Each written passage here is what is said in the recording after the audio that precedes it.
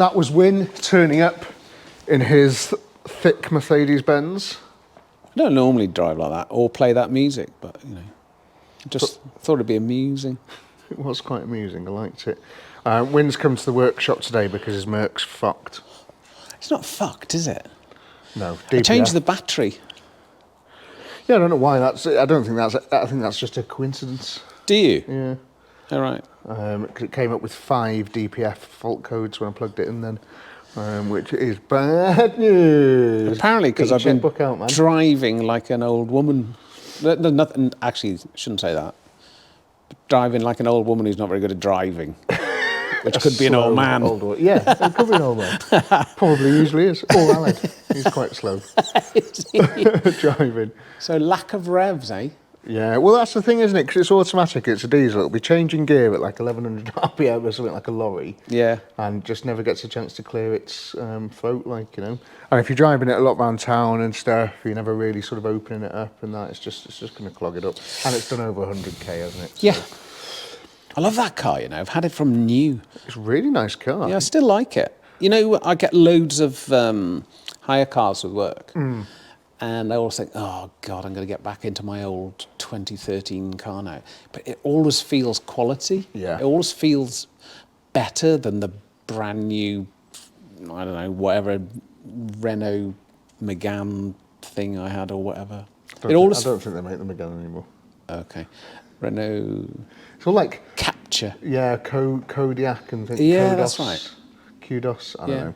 But yeah, no, it always feels better when I get back in it. And it's old now, isn't it? Like Are you going to sort that window out, though? It is, it's right now. It's had gaffer tape over it for about 3 years. Don't exaggerate. I love coming here. It's a really cool place. Yeah, it's nice, isn't it? It's better now, so I've got my new flooring. Looks good. Which is just a bit of a game changer, and I should have done it years ago, but obviously it's quite expensive. But yeah, that's really good. It's pretty decent, and it just, everything looks better in it. So I cleaned the Porsche. Yes, you did. Look at that. Wow. That does look amazing. It does, doesn't it? Yeah. Gives me a raging hard on every time I see it. And the motorcycle.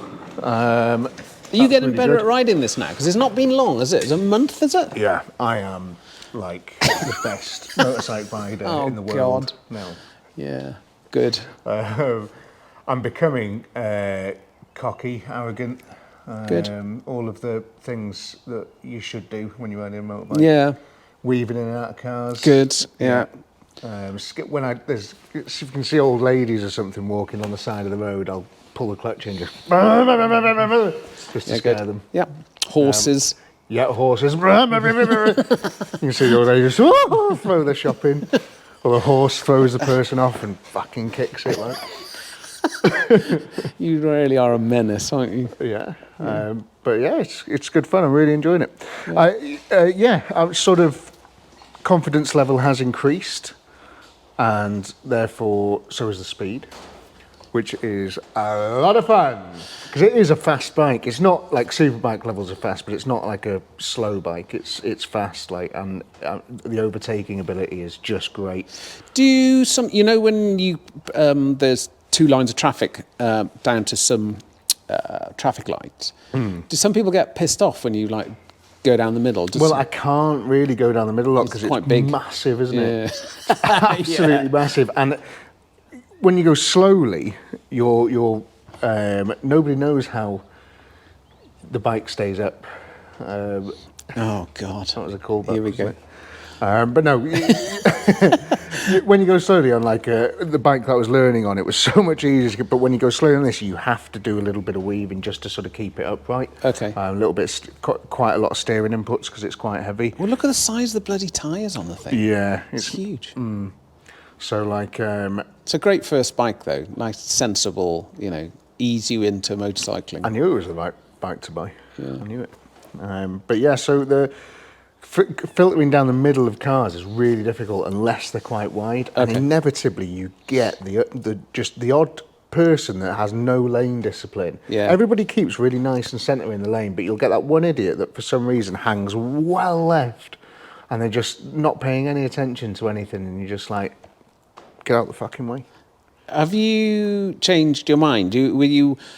So before you started learning bikes, ride a bike, were you one of those car drivers thought, oh, look at this tosser, and now you've sort of completely like? No, I was never that guy. Like I always loved like I always used to move over for Yeah, motorbikes and I've always stuff. done that. But yeah, just I think motorbike riders have always been. I've always held them in quite high regard because it's quite. Quite a cool thing to do. Yeah, and it's quite ballsy really to do some of the motorbike riding that I've seen that I don't do, but they do. But I'm learning to do better things with it. So I did an accidental wheel spin in it the other day. Left a big number 1 on the road. Like, I was like, that's cool. That's cool. But like I want to try and do more of that. Of course you do. Yeah, I think that it's doable on that because it's so heavy. So if it can hold itself on the front brake quite easily under a burnout. So I want to start being able to, because you've got to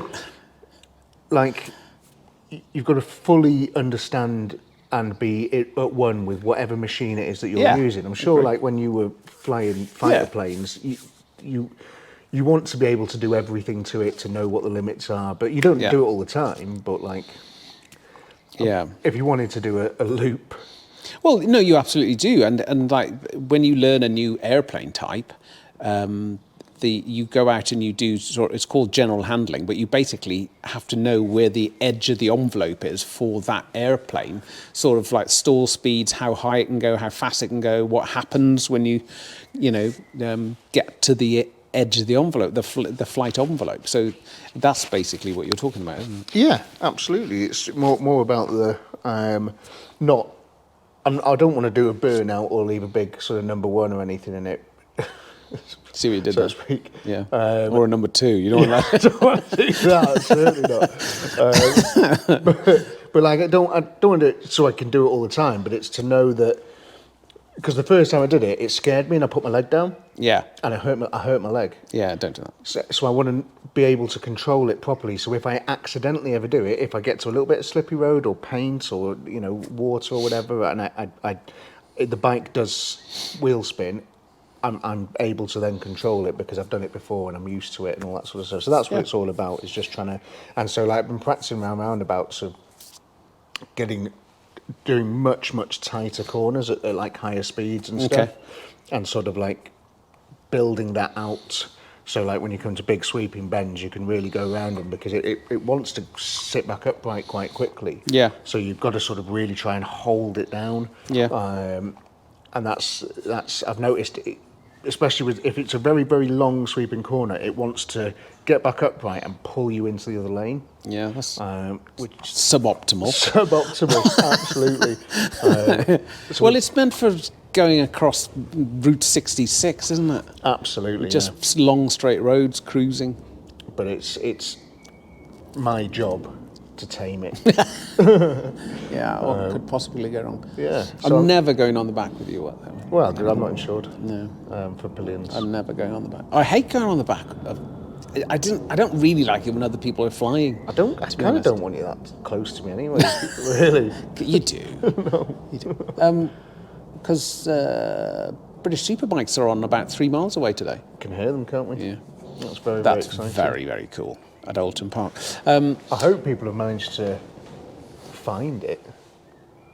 Since I've got this Alton Park 3 mile sign there. Oh, you haven't? How did you get that?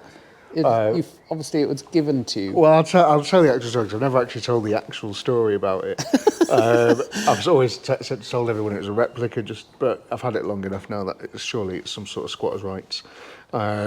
So up at the roundabout at the top, me and Alad had just bought the Morris Minor. Yeah. And we were coming back with the Minor on the trailer. Yeah. And we pulled in here. The Morris Minor was on the back, the Traveller. And as we were driving past the roundabout up there, we saw a lorry had hit the massive sign, and it had all the directions for roundabout on it, and underneath was the Alton Park bit. Yeah. And a lorry had hit the sign. I think it was a lorry. I imagine it was a lorry, and it had knocked the sign on the ground. Okay. And the Alton Park bit, you can see on the left hand side, it's got that line on it. Yeah. So that was bent. Okay. So they wouldn't have reused it anyway. They'd have got a new one. Let's go with that. And so, but that bent bit there was where it had snapped off one of the poles. Ah, okay. So it was only held on by the one on the right hand side. So it was only held on by one of the, however it attaches to the pole. And so, do you know what? And I spotted that instantly. I was like, it's only attached by one pole. Right, sweet, okay. We came here, and I was just saying to Howard, like, we need to go and get that sign, man. We need to go and get that sign. This is going to be a totally wasted opportunity. I'll regret it forever. And we offloaded the Morris Traveller, because that Morris Traveller ran and drove before we completely tore it to pieces. And then we, for a test drive with the Morris, we drove it back up to the roundabout, pulled over, Aled ran out, as I was stopped there, and he just ragged it off the thing, like just like, you know, metal fatigued it off the pole, threw it in the back of the Traveller and came back here. Great getaway car. Awesome getaway car. It was just big enough to like throw the side in the back. That's great. It was so good. And I came home and immediately put it on the wall, and it's my favourite thing. It's a very good thing to have. Apart from my Oh, that's... Autobahn sign. I was going to say, it's German, isn't it? Yeah, proper Autobahn sign. It's a perfect replica of one. Right size and metal, and it's shiny as well. If you shine a torch to it. So you didn't nick that then? No, I bought that from a place in America of all things. Yeah. There was a lot of shenanigans went on about squadron signs, because of course outside squadron buildings there was always crests and all this sort of thing. And have I said about the 74 Squadron motto, I fear no man? Have I told you that? No, not at all, no. Oh, so they're normally in Latin. Right. But the 74 Squadron, when they were at, well, it was all as their motto, but when they were at RF Valley, their motto is I fear no man. But 19 Squadron went across there one night and put an R in it, so it they went in the next day and it says, I fear Norman. Which I think was Genius. great. It was good, that. That is hilarious, yeah. That's very cool. I was thinking, you talking about like checking the edge of the envelope on the bike. There's two things you don't want to hear. If you're sitting in the back of an airplane with somebody else flying, there's two things you don't want to hear. Right. One is, I've never done this before. Yeah. And the other one is, watch this. Watch this is universal. Yeah. Watch this. That's not good. Yeah, watch this on a car, Yeah. in a car, on a bike, Yeah. on a push bike, anything. Yeah. On a skateboard, watch this. skateboard, Yeah, watch that's going to end in tears, isn't Yeah. it? 100%. I've done it so many times, saying watch this, and just inevitably fucked it somehow. Yeah. I had an old Mark II Transit, sort of before the smiley face one, and that was the 2-litre Pinto engine. Oh, yeah. They went quite well, didn't they? No. No. It was massively heavy, but it was rear-wheel drive, a short wheelbase one, and so it goes sideways like really well. Because it was really light at the back. In the snow. In the snow, nice. Yeah, or in the wet, maybe if you proper Scandi flicked it, but in the snow it was like a drift machine. And we went up to Lake Garratt, and have you ever been to Lake Garratt? Nope. Very tiny, small, twisty little lanes. Yeah. Massive drop on left-hand side and then more mountain on the right-hand side, and you work your way around this mountain and you get to a big lake. And I remember going up that, and I do remember it must have said, watch this. and I tried to get it broadside, and it was all snowy and icy, and I was like hanging the back of this Transit out, and it just carried on going sideways, and we went down the embankment. And it just got to a point where we were sort of like this, and it just thank God came to a stop on, like, I don't know, some bushes or rocks or something like that, and we just sat there and we were like, fuck. And for, I don't know, probably the 4th or 5th time in my life, I had to phone a farmer. Phone a farmer, yeah. Like, there's been a lot of these, haven't there? What's that? These, like, near misses. Well, they're not misses, really, are they? It's like, okay, so they have a thing in aviation safety. So you have the incident or the accident, and then they started looking at how to try and get people to say, like, yeah, okay, well, I did this, and if I hadn't just caught it in time, I might have taken out the orphanage, sort of thing. Yeah, so, of course. Yeah. And what was shocking was how many times. So you've got the obvious thing where somebody lands and the wheel's up or something. And we've talked about that. You went through the emergency drill. Accidental. Has anyone ever done it accidentally? Oh, yeah. Forgotten to put the wheels down? Yeah. That happens? Yeah, that happens. And because it's called, what's it called? Forgetting to Put the wheels down. That's what it's called. It's called cognitive failure, because you get distracted in your checklist process. So I can't remember it all, but when you come in to land a Hawk, you fly up the offset from the runway in the same direction everybody's landing. You get about 2/3 of the way down. You go to you tell air traffic control on the brake to land. You go to idle. You put the air brake out. You pull around the corner at 4G, which scrubs a load of speed off. You roll out downwind, and then you do your downwind checks. And I think it's air brake in, speed below 200, gear down, mid flap, and then that should be it. It's as you go around the corner and you roll out, you put the gear down, and then somebody speaks to you, like from the ground, Victor 06, can you extend downwind? And you go, oh, yeah. And you think, right, I've done all my checks. But you haven't. You can get distracted. And what they found out psychologically, you can look to where, because you should have 3 green magnetic indicators down here. You're supposed to look at it and check you've got 3 greens. And you can look down and you can see what you want. So you can look, because people say, no, I checked it. The wheels were down. They were definitely down. And it's like, well, they weren't, mate, were they? Because that's why that thing's sitting on its belly on the runway. So there's a hole in the floor. And that's cognitive failure. So you can absolutely believe you've done something, but you haven't done it. No way. So that can. So what the psychologist wanted to have. Does that happen the other way around as well? Like you can absolutely 100% believe that you didn't do something, but you did. Usually in the morning afterward, that happens every night on the booze. Every Sunday morning to you, doesn't it? I'd never say that. You go, I can't believe you did that last night. I didn't. I definitely didn't. I'd definitely not do that. Absolutely no need to check the CCTV at all. So this aviation psychologist said that the worst thing that the designers had done is neatly made it 3 blacks when the wheels are all the way up, 3 reds when they're travelling, and then 3 greens when they're down, because he said that's just boring. What it should be like a fruit machine, because he said the human psychology, you'd much rather look to see if you've got like 2 pears and an apple, rather than 3 greens, because you're going to see it's like, oh God, I've got 3 apples. I haven't had that before. So he said that would be much better because the human brain would be more interested in that. But he said, people. Surely it can't be that hard to remember to put your landing gear down. Well, it doesn't happen that often. I tell Have you you ever done it? No.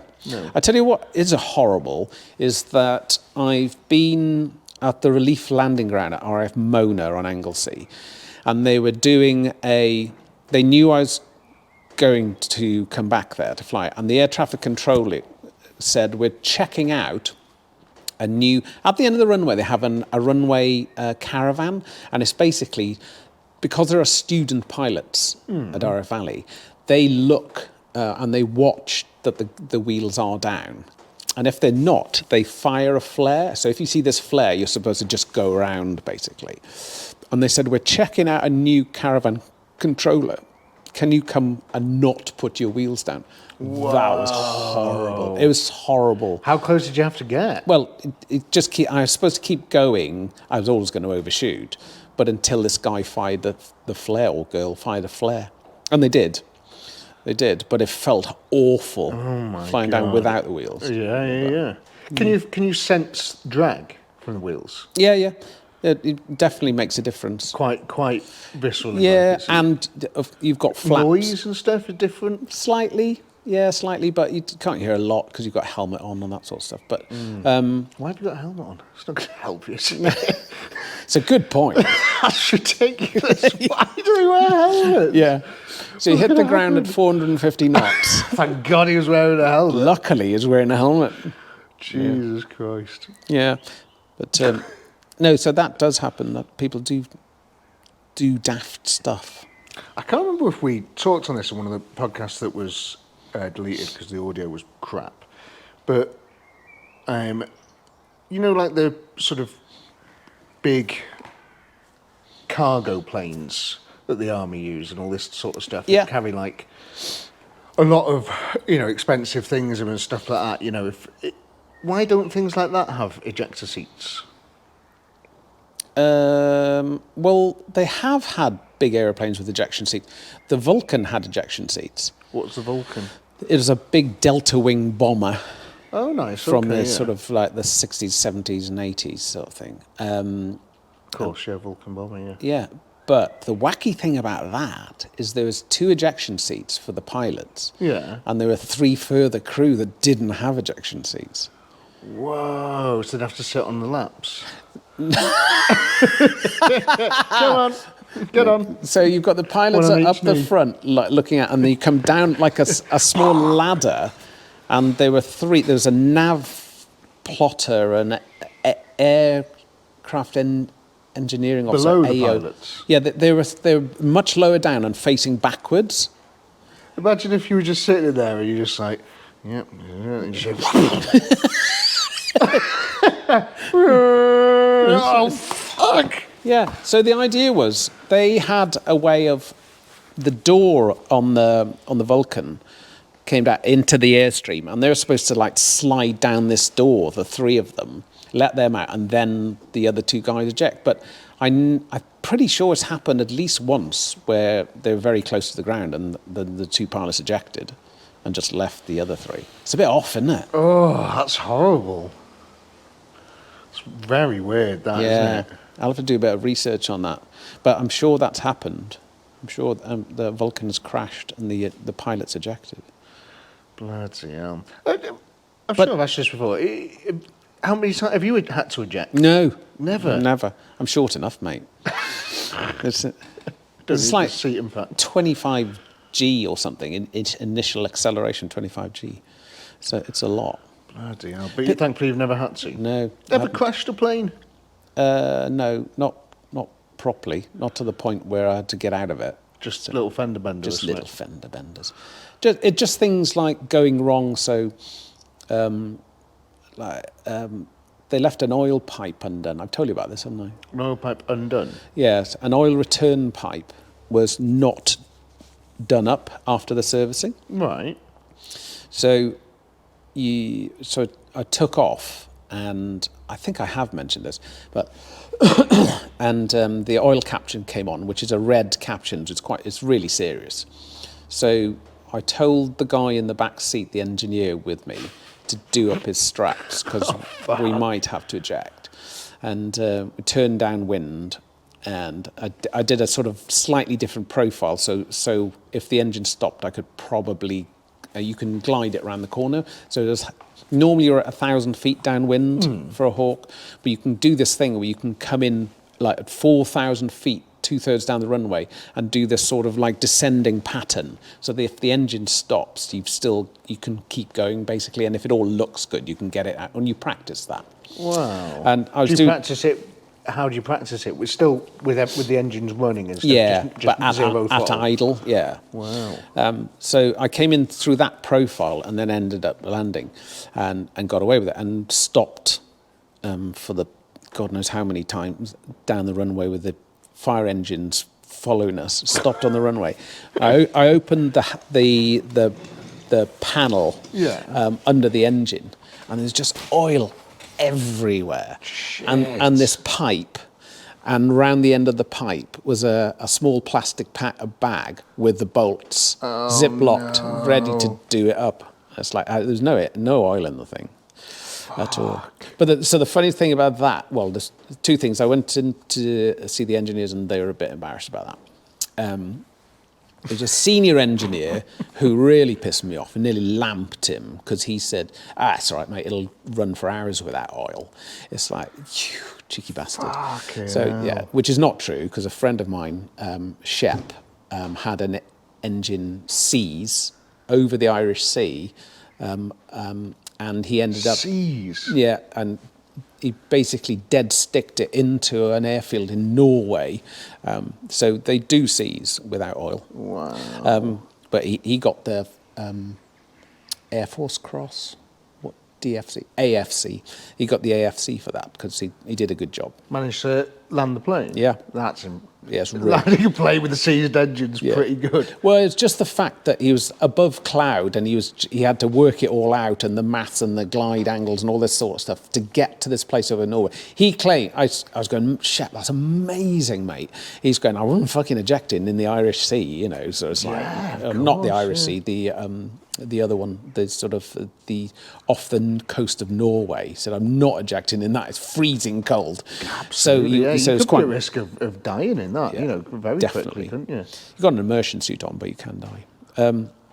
What's the immersion suit? How warm will that keep you though? You have to have enough layers underneath. So you were supposed to wear like long johns, then a thing called a bunny suit, which is like a fleece suit, and then the immersion suit on top. But how do you stay afloat? You get a dinghy.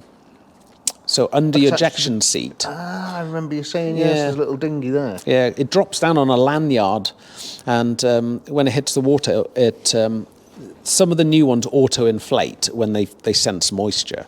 But the ones we had, you had to pull the lanyard towards you when you're bobbing along, get rid of your parachute, pull it towards you, and there's a handle on the side. Pull the handle, and this thing miraculously appears. When you What happens to the chair? The what? Oh, the ejection seat, that just falls away.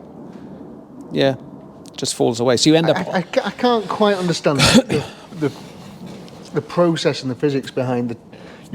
You're strapped in the chair, right? Yeah. And the seatbelt's attached to the chair. So the harness you strap into the ejection seat with is the parachute harness, but it's attached to the chair as well. To the seat. So you light the fuse. Yeah. You pull the handle. You go up through the canopy. In a Hawk, it's got MDC, miniature detonating cord. Yeah. So that explodes. You go up through that. A drogue chute comes out, a small parachute. That rips the main chute out. And as you go onto the parachute, then the seat is held on with little... they're weird little things. They're like, if you squeeze them both sides, they come out, but you're all clipped in. But that automatically, the main metal part of the seat just falls away, and you end up... Automatically? Yeah, automatically. How long does it take before it falls away? Pretty instantly, as soon as you separate from the seat, before you're on the parachute. So, wow. So then that falls away, and then... But you said the dinghy is under the seat. Yeah, but you're sitting on the dinghy. So on top so you've got this metal carcass of an ejection seat with a rocket pack underneath. There's a big hole, and then you sit on the dinghy, which is a yellow fiberglass shaped thing with the dinghy in it. And there's like a pad that goes on top of the fiberglass, and that's your seat. That is the seat that you fly around on. Is a dinghy? Is a dinghy. Wow. Yeah. That's cool, isn't it? It is cool. And then that stays, the seat fucks off, but that stays with you? Yeah, that drops down on the end of a long lanyard. It's like 20... How heavy is it? 10 metres. Quite heavy. But it drops... Depending on... So it drops down when you release it. So you feel down when you're under the parachute and you release it, because there are times when you keep it. Like if you're going into trees, you want that underneath your arse because of the branches and spiky things. Right. Yeah, absolutely. Yeah, you don't want to get pregnant. You don't want to be. No, you don't want to be impregnated by an oak tree. Yeah. Bloody hell. Yeah. But so the end of that other story was, when we went in to get changed in the aircrew locker bit, when this guy Phil took his aircrew shirt off, he had across his two shoulders, he'd broken all the blood vessels in his shoulders because he did his straps up so tight. When I said, do your straps up, make sure your straps are tight. Wow. I was like, Jesus, mate, how tight were your straps? He must have been like hunched down in his seat like an old man. Incredible. Yeah. So if Shep had gone into the sea, he would have had his dinghy. He would have had his dinghy, yeah. But there's two things. You have to be conscious to get into your dinghy. So you can, like, if you knock your head or something happens, you can end up being unconscious. So that's not ideal. You're just going to float around in the water, aren't you? So Or drown. Or drown. Wow. Although your life jacket, the way the stall inflates like that, you do end up like with your head out of the water.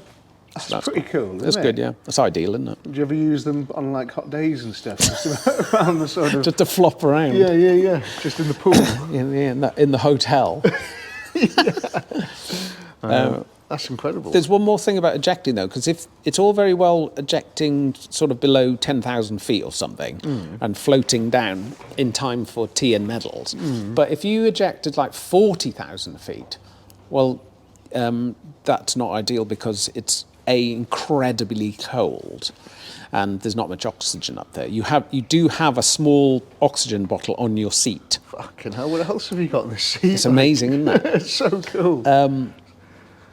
So the batteries in the radio only last for a couple of hours. Yeah. The boiled sweets are a bit shit. So at that point, it doesn't let the seat fall away and it doesn't deploy the main chute.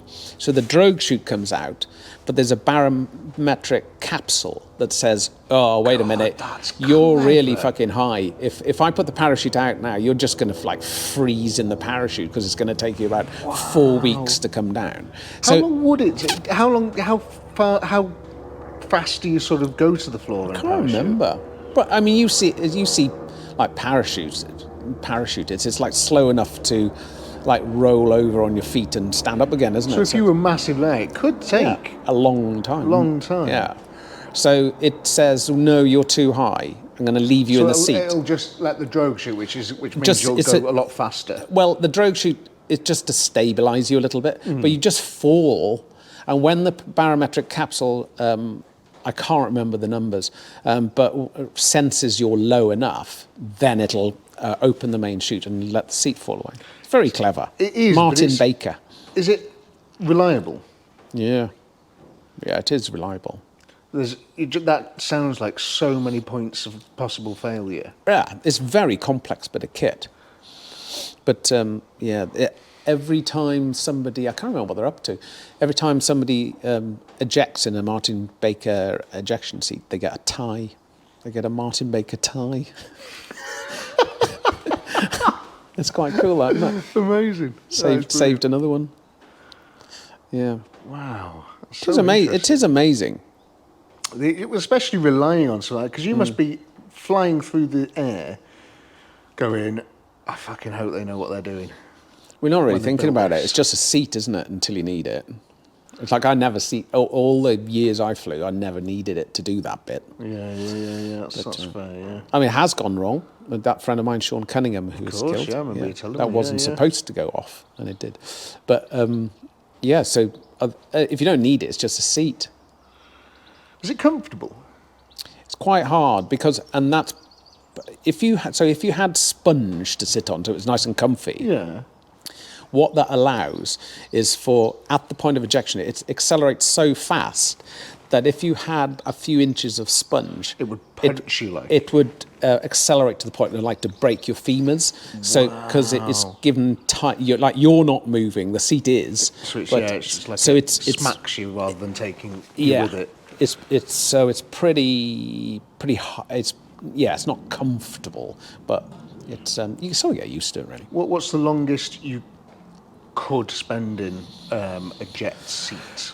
Well, the guys, I've never done this, but the guys, because the Hawk didn't have air-to-air refueling, but if you're going across the Atlantic with a tanker and air-to-air refueling, they can spend hours and hours in the bloody things, so they even have to put the pin in to unstrap to have a pee, because, you need to, hell. If you need to, you need to.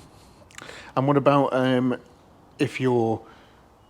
would it make it across the Atlantic without refueling, or is the range quite short on them? Yeah, if they're going directly across, they definitely need air-to-air refueling. Well, okay. So if the Red Arrows who use the... I mean, this is why those big aircraft carriers exist, isn't it? Yeah. so they can move planes around. Because imagine if it'd be a pain in the arse otherwise, wouldn't it? Yeah, it would actually. But I mean, that's the whole idea of you're taking like an airborne fighting force and like parking it off a naughty country, aren't you? And saying, no, we're coming to break your stuff. You've been bad. That's very cool, isn't it? I mean, the Red Arrows have been to North America, but they go right around. They go up through Iceland and Greenland, and then down through Canada. So they do lots of stops on the way around. So you can do it that way. But How long are you stopping for?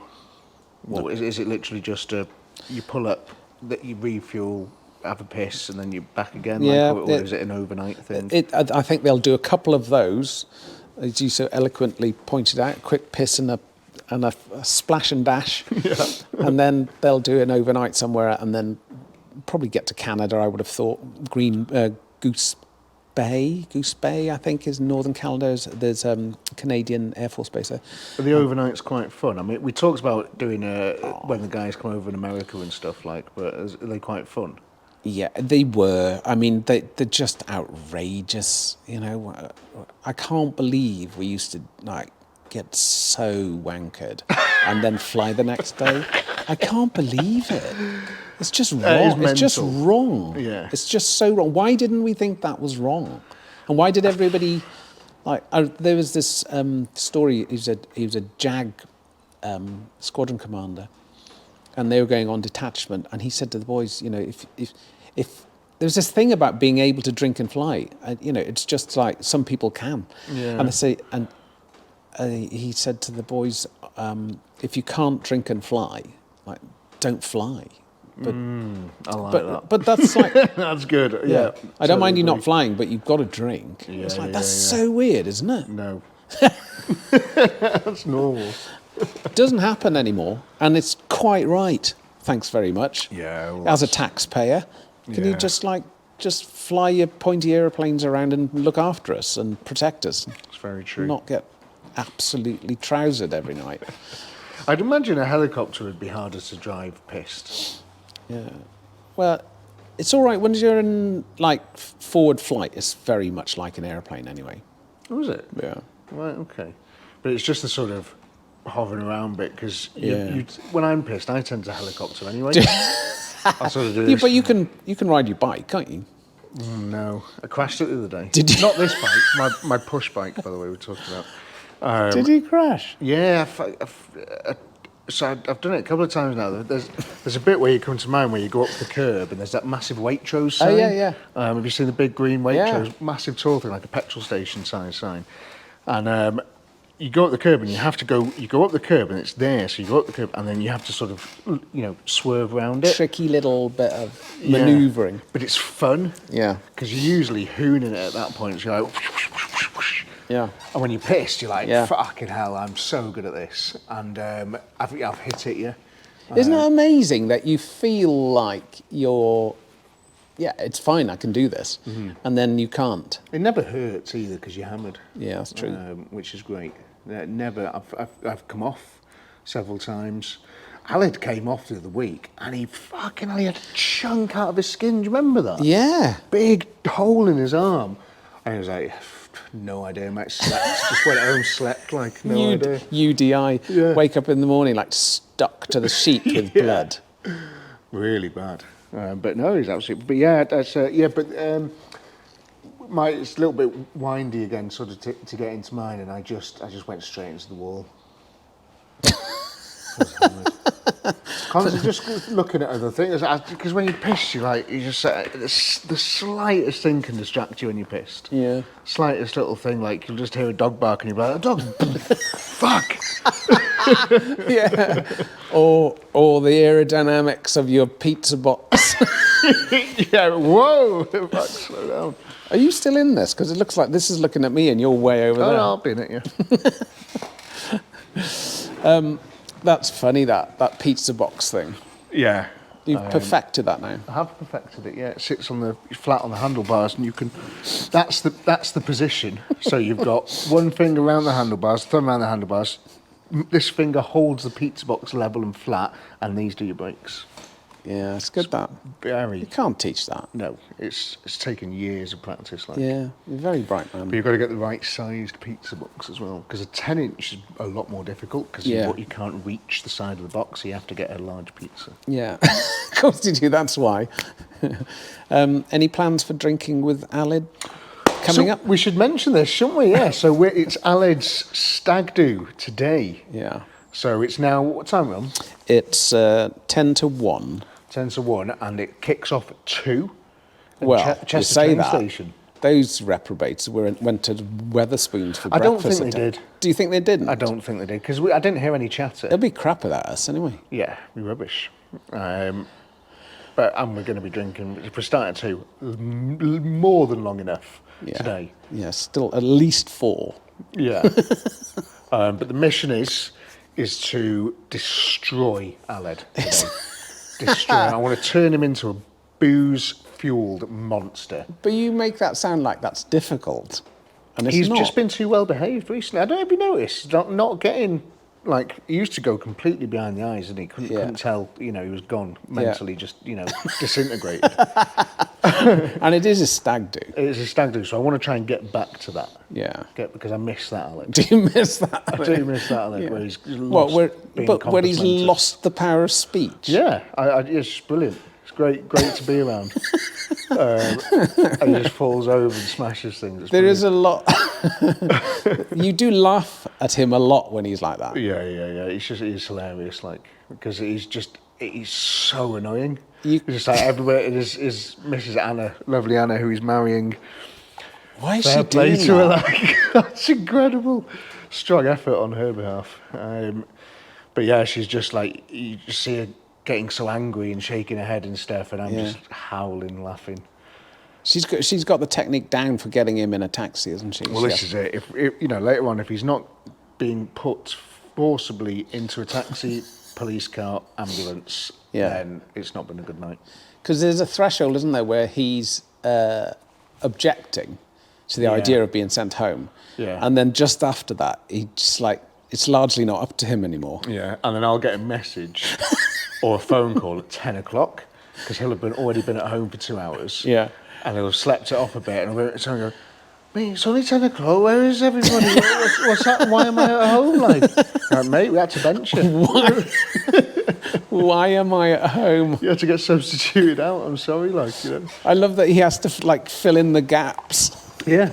Like, what happened? And you just got fucked up. So yeah, really excited to do that today. Yeah. It's going to be good. Yeah. You're coming. Yeah, I thought I might. Come for an hour. You don't want to miss a Grand Prix. I don't know what time that starts. It's like 9 o'clock or something. No idea. Should we just have a quick finding some alcohol break? Yeah. Cool. Oh, look at this. Oh, in the sunshine. This is It's lovely. much better. Yeah, sun's just come out, so we're making the most of it, which is nice. So cool. Look at all your toys. It's fun, isn't it? Yeah. Oh, What? big news. Come on. Arriving. Not that news. No, not that news. Arriving next week, Yeah. I have an 1,100 litre bin. Right. A proper, like ash waste commercial bin. Okay. Like the bar one, but twice the size. Oh, okay. Which is really, really exciting, because look at the state of everything in the truck. Yeah. It's just ran full. I can't be asked going to tip all the time and having to give them a story. Do I've cleaned out my garage about 30 times. hope it's a different bloke on. Yeah, it is every time, thank God. But yeah, it's hard. And do you distract them with your truck, your F-250, telling them, they ask questions like, oh. Yeah, and then when they see all the, 20 brake discs and stuff in the back, and like, what's all this? I just enjoy cars, mate. I've got a bit of a hobby. I just do a lot of that sort of stuff. And like, oh, right, okay.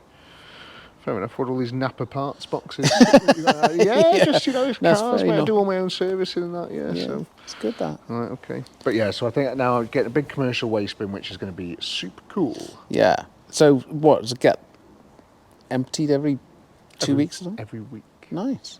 For the moment, I said do it every week until I've reduced a lot of crap.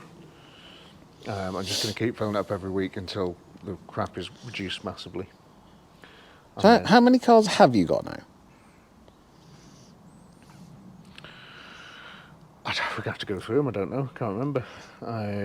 Most people can just say 1 or 2, can't they? I know. Quite quickly. But thankfully, I'm Not most people. not most people, and the collection's at a good number. I know that. Come on. That's good. So I've got. Does the bike count? Bike counts as one because it's a vehicle. Yeah, okay. Okay. So bike 911, Yeah. 7 Series. Car nobody has seen yet, which is under the cover. Oh!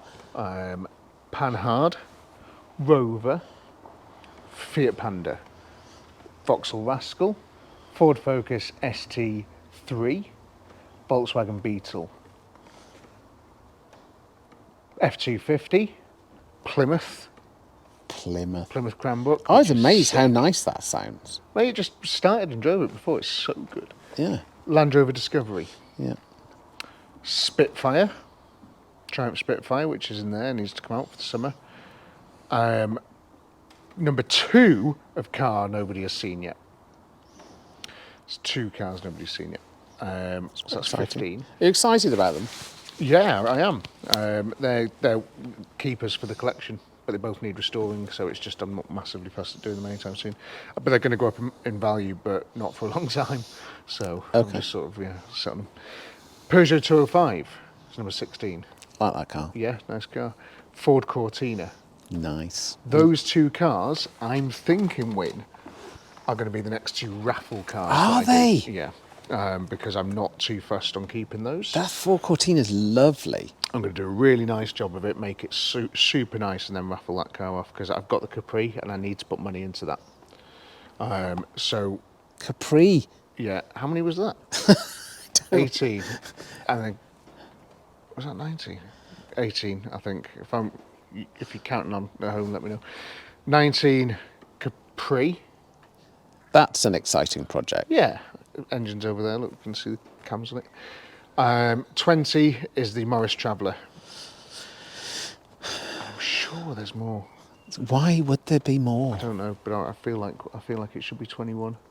Okay, without Anything not here? I'm not going to give anything away. Obviously, can I have a look? Well, yeah, but if you lift the cover up, people will see. No. Well, yeah, you can. Yeah, lift the back up. Nobody will see, won't they?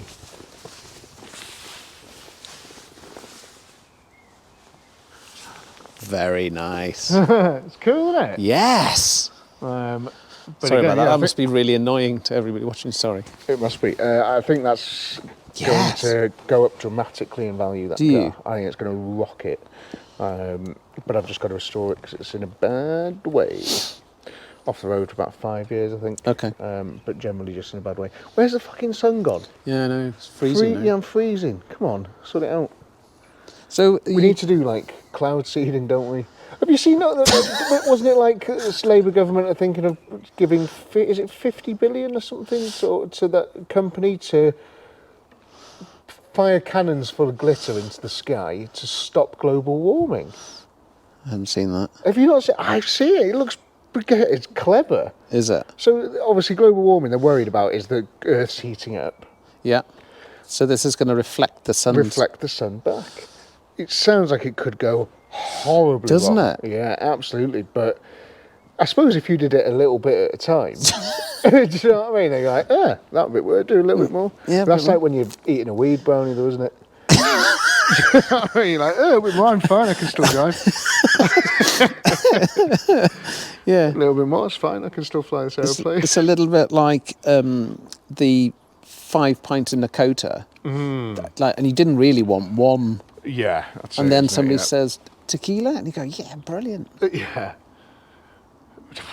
Every time you mention tequila now, my stomach goes. Does it? Just because after that morning that you made us drink. That was tequila in good, the that. I enjoyed morning. that. Tequila in the morning. We did really do that, didn't we? Oh, fuck, that was horrible. So what about, tell me about BYD cars. They're doing well, aren't they? Yeah, overtaking everything, aren't they? And they're not We expensive. nearly went a whole episode. Without talking about cars. Yeah. Oh, should we not then? Well, no, but briefly, yeah, they've fucking gone nuts. Yeah. Tesla's fucked. Yeah. Well, It's all very exciting. I don't think Tesla's fucked. Like, I think there'll always be an Yeah. element of people buying. They've come too far now, really. Yeah. But it's very exciting. I think Tesla are going to start getting into other things. Do you? That's what I think. I think Well, there's- they've got these, and they like power units for houses and stuff. yeah, and robots. Yeah, robots. I think they're going to start getting into more of that. We will see. Sunshine. Oh, there it is. But yes, that's exciting. I had a couple of things I wanted to talk about, because one thing we never talked about is music in cars, yeah? So I was thinking about this the other day, because I did the stereo on the BMW. It was Yeah. sick. And I remember a story that I wanted to tell you. Come on. So when I worked for Volkswagen, selling cars, I was in Pentraeth in Anglesey. Yeah. And there was a guy that came in with a Passat CC. So Right. when the Passat CCs first came out, he bought one. They're quite cool, weren't they? Was it a CC, or am I making that up? It might have been a normal Passat. They're Doesn't quite really matter. sporty looking. They were, sleeker coupe Yeah. versions of a Passat. I might be making that up though. I don't think the CCs had been out by the time I started, because this is when I was like 19. So anyway, so he had a Passat, let's call it, and it had 600,000 miles on it. Yeah, and it was only a few years old. What? 600,000 miles. And so one of the things that the service and sales used to work on with each other is they would say, this guy's car, and they'd say things like, it's getting a bit uneconomical to repair and stuff. So like, it's like it's his bill now is going to be, because it wants everything doing and Campbell and stuff. It's like the car's only worth £1,000. Like, so they're like, they'll tell us, and then they'll say, do you want to have a chat with them about a new car? Yeah. So then I'd go over and I'd be like, I've heard your car's fucked.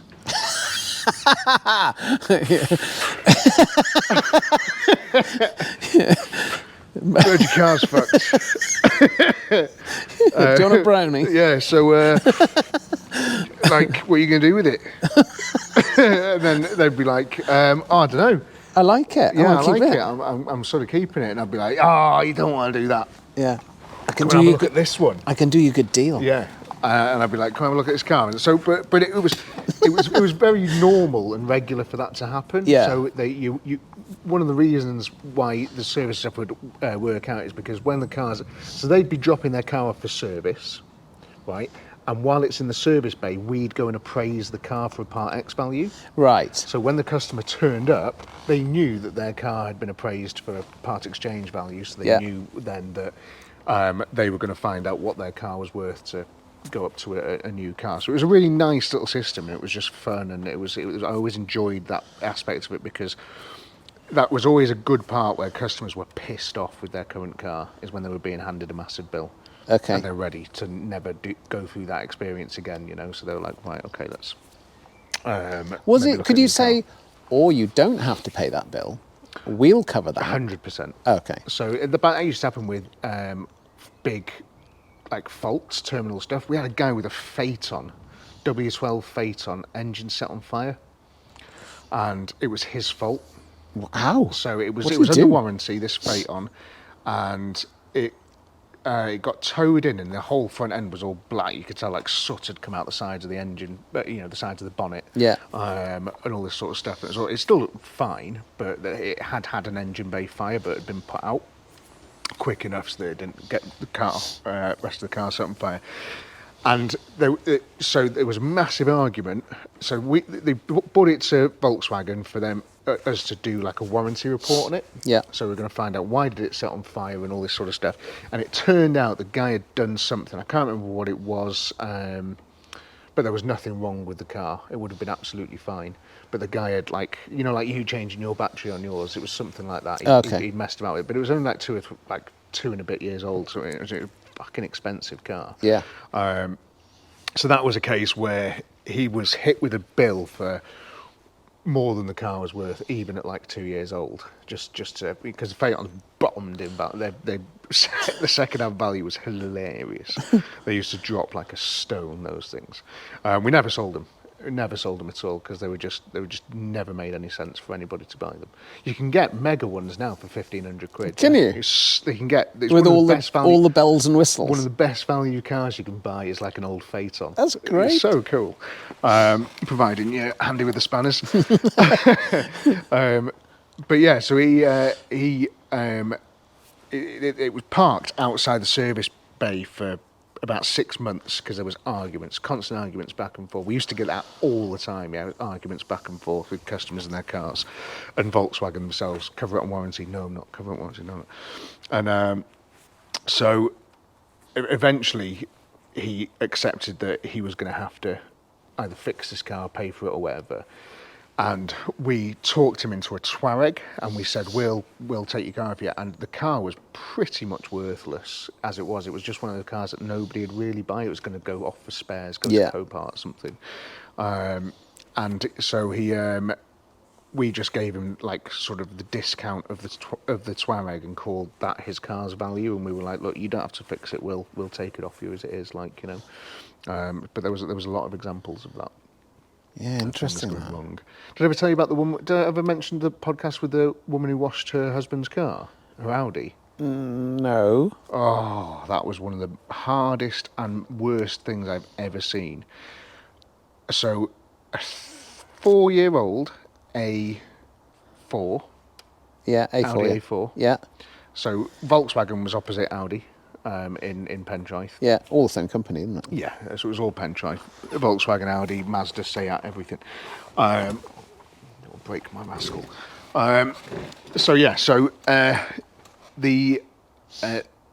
This Audi was coming in to Volkswagen for a part exchange appraisal because I was going to sell the guy a Passat estate or something like that. I can't remember. So he's at work. He's very, very, very busy, this guy. And everything's been over emails, so I've never met him.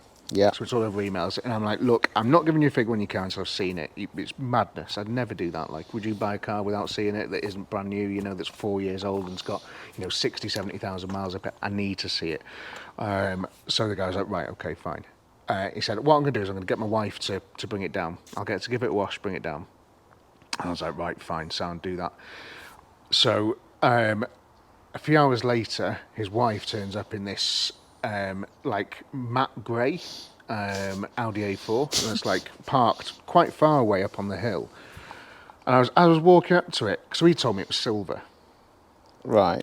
So I was walking up to it. I was like, "What the? I've never seen that colour of a car before in my life. Like, it's so bizarre." And I was walking up, and she was like, "Hey, I brought the car here." And as I got closer, I realised it was almost like it had been, it's like not sanded, but it was just scraped, or the whole bodywork scraped. Scotch Brite, was it? So I was like, I was just dead confused. And initially, I thought this is why he didn't want to bring the car to me. Yeah. Because something had happened and whatever, and he was trying to get one over on us. So I was like, and I was looking at it, I was like, what's happened to your car? and I started looking at the wheels, and all the wheels were like matte, and I was like, tell me about this car, like, and all the lights, the badges, all the chrome work, all of it was just like scuffed badly. And she was just like, oh, nothing, I just washed it this morning, and you could see she was starting to sort of panic a little bit. Yeah. And I was like, how did you wash it? And she was like, well, there was lots of flies and dirt on it, and the wheels were black. I couldn't get all the black off the wheels, and like all the bodywork was like, it was really dirty, and I couldn't get all the marks off. So I just used a scouring pad. Oh no. And I was like, I've never seen this before in my life. I was like, I was only probably 19, I was probably 20 maybe. I was like, I don't know what to do in this situation. I've got no idea what to do. And I was like, I'm going to have to go and get the manager, like. Walked into the office and get out! Manager, he always, whenever you'd walk in there, it doesn't matter what time of day, what was going, get out! I need you. Ben, I haven't got time for this now, get out! Stressed. the most stressed guy I think you told me about him. So funny. He was the most hilarious guy. But it was all a bit of a gag. Yeah. So he was never fully like, going to lose his mind. But he always tried to make it like, get out. So I was like, I need you. And he was like, what could you possibly need me for, Ben? Just do your job. It's just a car. Just go and do it. Like, right, look, come and have a look. She's fucking washed it with a scouring pad. And he's like, what are you talking about? And it comes up, has a look at the car, and he's like, okay. And he puts his arm around her. And I was like, oh no. Oh no, this is going to be bad. So he puts his arm around her. He was a lovely bloke, to be fair, but he was angry. So whenever you saw him do something like that, you knew this was going to be a heartbreaking scene. And he was like, I'm really sorry. I don't know what you've done to your car, but you've essentially made it a big problem. We're going to have to go and get the body shop manager. We're going to bring him up. We're going to have a look at your car. Come and have a cup of coffee and we'll talk about it. So I took off to get a cup of coffee and he went off to get the body shop manager. Body shop manager comes up, because there's a body shop on site, comes up to have a look at the car. They come back in and we're sat down on the sofas, and you've got body shop manager and the sales manager, branch manager, not sales manager. And he goes, you've written the car off. Oh no. And she was like, what do you mean? And the guy was like, you need all new trim. So all the plastic trim, all the chrome work, because it was full of plastic chrome, or like, shiny. Yeah, shiny, yeah. All around the windows, everything. So it needs all new of that. All the wheels either need replacing or refurbishing, because the scratches are really, really, really deep. All the headlights need replacing, because they're like plastic lenses, and you've all the plastic lenses are destroyed. All the headlights need replaced. All the rear lights need replacing. Everything needs replacing on that car. We wouldn't be able to sell it as it is. So we can't value it. For us, it has zero value. We won't get, we can't take a risk of sending it to auction, because we don't know what we'll get back for it. So it's a car we don't want. Wow. So she's in tears. Yeah, I'm not surprised. Bad, yeah. And then I had to phone the husband. Nice. And he was an annoying guy, and he was quite an angry guy. He just had a tone of like, I'm above you. Yeah, I haven't got time for this. I haven't got time for this.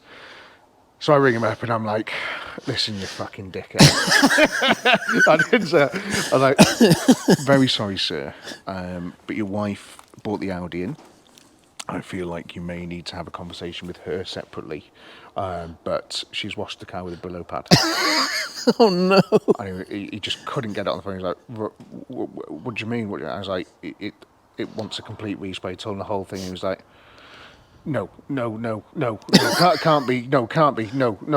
And I was, weirdly, because he'd been such a dick, taking a lot of satisfaction in this. Yeah. And then he was like, well, right, okay, well, I'll speak to her. So she got back in it, drove away, and never saw him again. Yeah. She's probably in a shallow grave somewhere. Quite possibly, but wow. So imagine having a car that was, I don't know, if it was 4 years old, 60k, it's probably worth 12, 14 grand. Yeah. Zero.